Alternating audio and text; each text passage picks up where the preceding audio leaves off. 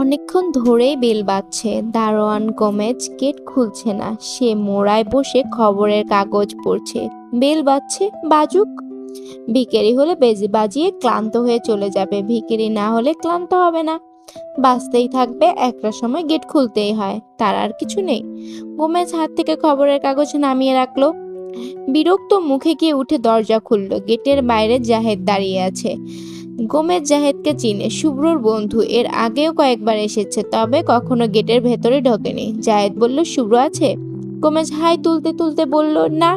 এটা পরিষ্কার মিথ্যে কথা, শুভ্র ঘরেই আছে। গোমেজ কেন না বলল? সে নিজেও জানে না তাকে মিথ্যে কথা বলতে বলেনি। জাহেদ বললেন, ওর সঙ্গে খুব দরকার ছিল। ও কোথায় গেছে জানেন? না। তখন বাসায় ফিরবে সেটা বলতে পারবেন? জাহেদের মন খারাপ হয়ে গেল। আজ বাসের স্ট্রাইক। সে কলাবাগান থেকে গুলশান পর্যন্ত এসেছে অনেক যন্ত্রণা করে, কিছু হেঁটে, কিছু শেয়ারের রিস্কায়, কিছুটা টেম্পোয়ার্তে। সুযোগ বুঝে টেম্পোর ভাড়া করে দিয়েছে দুগুণ। তার পকেটে এখন 7টা টাকা আছে। এই 60 টাকায় কলাবাগান ফিরে যাওয়া সমস্যা। তাছাড়া প্রচণ্ড চায়ের পিপাসা পেয়েছে। 1 কাপ চা আর একটি বিস্কুট না খেলেই নয়। পেটের আলসার খুব খারাপ পর্যায়ে আছে। ডাক্তার খালি পেটে চা খাওয়া নিষেধ করে দিয়েছে। চা বিস্কিট খেতে গেলে 3 টাকা চলে যাবে, থাকবে মাত্র 4 টাকা। জাহেদ দারোয়ানকে বলল, ঘন্টা দুয়েক পর এসে খোঁজ নেই, কি বলেন? নিতে পারেন? দারোয়ান গেট বন্ধ করে ভেতর থেকে তালাবদ্ধ করে দিল। এ বাড়ির গেট সবসময় তালাবদ্ধই থাকে। জাহেদ 1 কাপ চা, 2টো বিস্কুট খেলো। লোভে পড়ে একটা কলাও খেয়ে ফেললো। আজ সকাল নাস্তা খেতে পারেনি, দারুণ খিদে লেগেছে। অপরিচিত চায়ের দোকানে সন্দেহজনক চোখে তাকাতে শুরু করে। সময় খারাপ, সবকিছুতে দেখতেই কেমন সন্দেহের চোখে। তার চেয়েও বড় সমস্যা, জাহেদের কাছে ঘড়ি নেই। 2 ঘন্টার কতক্ষণ কাটলো বোঝাও যাচ্ছে না। কিছুক্ষণ পরপর একে ওকে কয়টা বাজে জিজ্ঞেস করতে হচ্ছে। একটা সময় ছিল কটা বাজে জিজ্ঞেস করলে লোকজন খুশি হতো, আগ্রহ নিয়ে সময় বলতো। এখন রেগে যায়, এমনভাবে তাকায় যেন সময় জানতে চাওয়ার পেছনে কোনো মতলব আছে। জাহেদ 1.5 ঘন্টার মাথায় আবার বেল টিপল। দারোয়ান নির্বিকার ভঙ্গিতে বলল, আসেন নাই? কিছু বলার থাকলে আমারে বলেন, খবর দিয়ে দিব।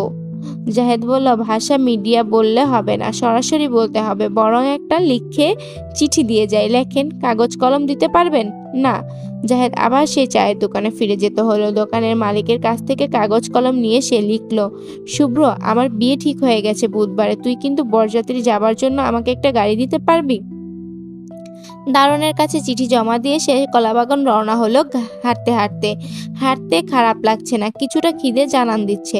পেটে অল্প অল্প ব্যথাও শুরু হয়েছে। ব্যথাটাকে আমল দেওয়া ঠিক হবে না। তাছাড়া তুচ্ছ শারীরিক সমস্যা নিয়ে চিন্তার সময় নেই। মাথার সামনে ভয়াবহ সমস্যা। প্রথম এবং প্রধান সমস্যা হলো কে কোথায় এনে তুলবে। সে নিজেও তো থাকে ছোট মামার বাসায়, ভেতরের বারান্দায় ক্যাম্পাট পেতে ঘুমায়। বৃষ্টির সময় অবধারিতভাবে ক্যাম্প কাঠের খানিকটা বৃষ্টিতে ভিজে যায়। বউকে নিয়ে ক্যাম্প কাঠে ঘুমানো সম্ভবই না। ছোট মামার বাড়িতে 2টা কামরা, একটায় ছোট মামা মামি থাকেন, অন্যটায় মামার 3 মেয়ে থাকে। বসার ঘর বলে কিছুই নেই, থাকলে কোনো সমস্যা ছিল না। কয়েকটা দিন সোফায় পার করে দেওয়া যেত। কেয়া ঘুমাতো সোফায়, সে মেঝেতে কম্বল বিছিয়ে। জাহেদ আর মামা মিজান সাহেব বিয়ের খবর দিয়েছে পরশু রাতের ভাত খাবার পর। জাহেদ ভয়ে ভয়ে খবর শুনে মামা না জানি কি করেন। তেমন কিছুই করেননি। তিনি দীর্ঘ সময় জাহেদের দিকে তাকিয়ে থেকে বললেন, ও। তিনি হতভম্ব হয়ে গেছেন বলাই বাহুল্য। এই অবস্থায় জাহেদ বিয়ে করতে যাচ্ছে কেন? বউকে খাওয়াবে কি? বউ থাকবে কোথায়? কিছুই জানতে চাননি। জাহেদের মামি মনোয়ারা বললেন, সত্যি বিয়ে না ঠাট্টা করছ? জাহেদ বলল, সত্যি সত্যি বিয়ে করছি মামি। মেয়ের নাম কেয়া, এ বাড়িতে 2বার এসেছে, আপনি হয়তো দেখেছেন। কেয়ার নানি মৃত্যুশয্যায়, তিনি নাতনির বিয়ে দেখে যেতে যাচ্ছেন। আর কেয়ার আপা দুলাভাই কেয়াকে আর পুষতে পারবেন না বলে ঘোষণা করেছেন। ওরা কি দেখে তোমার কাছে বিয়ে দিচ্ছে? তোমার আছে কি? জাহেদ কিছু বলল না। মনোয়ারা বললেন, বউ নিয়ে কোথায় উঠবে? জাহেদ বললেন, এখনো কিছু ঠিক করিনি। তোমার কি কোথাও ওঠার জায়গা আছে? জি না। বিয়ের খরচপাতি টাকা পয়সা আছে? জাহেদ মাথা চুলকাতে চুলকাতে বলল, জি না। মিজান সাহেব ঠিক ভঙ্গিতে বললেন, ও। জাহেদের এই মুহূর্তে কিছুই নেই। পোস্ট অফিসে পাসবই খুলেছিল, টিউশনির টাকার কিছু কিছু সেখানে রাখতো। পাসবইয়ে 723 টাকা আছে। মার গলার একটা হার আছে 1.5 ভরির, ওটা বিক্রি করলে বিয়ের খুচরা খরচ সামলে ফেলা যায়। বিয়ের খরচ বলতে বিয়ের শাড়ি, হলুদের শাড়ি, কিছু সেন্ট ফেন্ট। কিন্তু মা বিশেষ করে বলে দিয়েছেন হারটা যেন জাহেদের বিয়ের সময় তার বউকেই দেওয়া হয়। এইসব সেন্টিমেন্ট নিয়ে ভাবলে তো এখন চলে না, সেন্টিমিটারের দিন শেষ। আজকের দিন হলো রিয়েলিটির দিন। হার বর্তমানে তার বড় বোন নীলিমার কাছে আছে। সেই হার পাওয়া যাবে কিনা তা জাহেদের ঘোর সন্দেহ দেখা দিয়েছে। দিন শতক আগে আনতে গিয়েছিল। নীলিমা বলল হার পলিশ করতে দেওয়া হয়েছে। গতকাল জাহেদ আবার গেল। নীলিমা বলল রসিদটা পাওয়া যাচ্ছে না বলে এক ধরনের ঝগড়া শুরু করলো। ঝগড়াঝাটির বিষয় হলো তার বিয়ের সময় মা কিছুই দেয়নি, হাতের 2টো বালা দিয়েছে, তার মধ্যে সোনা নামমাত্র। জাহেদ বলল এসব আমাকে বলে লাভ কি, আমি এর কি করব? নীলিমা বলল হাতের বালাজোড়া মার ব্যবহারকারী জিনিস হলেও একটা কথা ছিল, আমি কিছুই বলতাম না, স্মৃতিচিহ্ন হিসাবে রেখে দিতাম। দোকানের জিনিস কোনো এক কায়দা করে নীলিমা গলার হারটা রেখে দিলে জাহেদ বিরাট বিপদে পড়বে। এতটা নিচে আপা নামবে জাহেদ বিশ্বাসই করে না, কিন্তু অবিশ্বাস্য জিনিস সংসারে ঘটেছে। তাছাড়া অভাবী সংসারে ক্ষুদ্রতা খুব স্বাভাবিক ব্যাপার। জাহেদ বিয়ে করছে, কেউ কোনো রকম আগ্রহই দেখাচ্ছে না। নীলিমা একবারও জিজ্ঞেস করেনি বউকে নিয়ে কোথায় উঠবি। সম্ভবত ভয়েই জিজ্ঞেস করেনি। যদি জাহেদ বলে বসে কয়েকটা দিন তোমার এখানে থাকবো, সে হয়তো ভেবেছে একবার বউ নিয়ে উঠলে আর তাকে তাড়ানোই যাবে না। এরকম ভাবা অবশ্য অন্যায়ও না, ভাবাটাই স্বাভাবিক। জাহেদের ভরসা এখন বন্ধু বান্ধবরা। সে মুখচোরা স্বভাবের, কাউকে এখনো কিছুই বলেনি, বলতে লজ্জা করছে। শুভ্রকে গাড়ির কথা বলেছে, গাড়ি পাওয়া যাবে। শুভ্রর কাছে কিছু চেয়ে পায়নি তা কখনো হয়নি। গাড়ির ব্যবস্থা হবে, তবে শুভ্রর কানে খবরটা পৌঁছলেই হয়। টেলিফোনে শুভ্রকে পাওয়া যায় না, সে টেলিফোন ধরে না। সে ধরে অবধারিতভাবে, বলে শুভ্র বাসায় নেই কিংবা সে এখন ঘুমোচ্ছে। জাহেদ বলল আজ রাত 9টা-10টার দিকে একবার টেলিফোনে চেষ্টা করবে, পাওয়া যাবে না, তবু একবার চেষ্টা করে দেখা যেতে পারে, পাওয়া যেতে গেলে যেতেও পারে। নীলিমার বাসার কাছে একটা বড় মিষ্টির দোকান, দোকানের নতুন চালু হয়েছে বলেই সেখান থেকে টেলিফোন ব্যবহার করতে হয়। তবে দোকানে ঢুকে এমন ভাব করতে হবে যেন প্রচুর মিষ্টি কেনা হবে। কেনার আগে একটু বাড়িতে টেলিফোন করে জেনে নেওয়া। জাহেদের দুলাভাই মোবাশ্বির আলী জাহেদকে দেখেই মুখ অন্ধকার করে ফেললেন। সব সময় করেন, আজ একটু বেশিই করলেন। শুকনো গলায় বললেন তোমার আপা তো নেই, নারায়ণগঞ্জ গেছে, আজ আসবে না।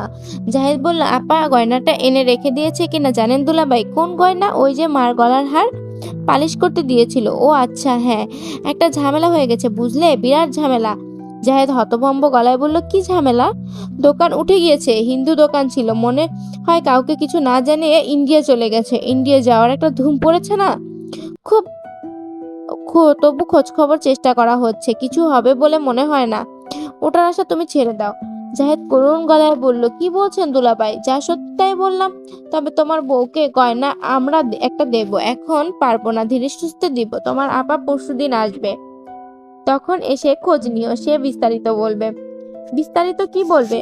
কোন দোকানে জমা দিয়েছিল, কি হয়েছিল, শেষ পর্যন্ত সব আর কি। জানো না, জানা না জানা অবশ্যই সমান। জাহেদ উঠে দাঁড়ালো। মুবাশ্বির আলী বললেন চলে যাচ্ছ? জি। আচ্ছা যাও, চা খেতে চাইলে খেতে পারো, কাজের মেয়েটাকে বললে চা বানিয়ে দেবে। না না, চা খাবো না। জাহেদ ঘর থেকে বের হয়ে এলো, ভেবে পেল না একবার কেয়ার কাছে যাবে কিনা। এত সকাল সকাল শুভ্রকে টেলিফোন করাও ঠিক হবে না। রাত 9টার পর করতে হবে। 9টা পর্যন্ত কি করবে, বরং কেয়ার সঙ্গে দেখা করে আসা যাক।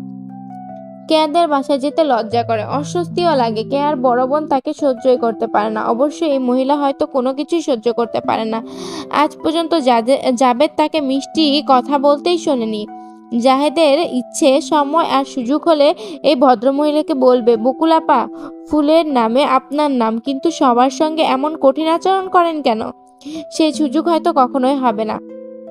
জাহেদ কেয়াদের 5তলার ফ্ল্যাটে উপস্থিত হলো রাত 9টায়। অন্ধকার সিঁড়ি বেয়ে 5তলায় উঠতে হবে। 5তলা পর্যন্ত ঘন অন্ধকার। এই অন্ধকারে সিঁড়ি ভাঙা খুবই ক্লান্তিকর ব্যাপার। সবসময় মনে হয় এই বুঝি সিঁড়ি শেষ হলো, কিন্তু শেষ হয় না। এক সময় মনে হয় সিঁড়ির ধাপগুলোর উচ্চতার হেরফের ঘটেছে। এ ধরনের টেনশন, সিঁড়িতে ঠিকমতো পা পড়ছে না। বেল টিপতেই জলিল বলল দরজা খুলে দিয়ে হাসি মুখে বললেন, আরে আসুন আসুন, মনে মনে আমি আপনার কথাই অপেক্ষা করছিলাম। কে ঘরেই আছে, বাচ্চাদের পড়াচ্ছে, বসুন ডেকে দিচ্ছি।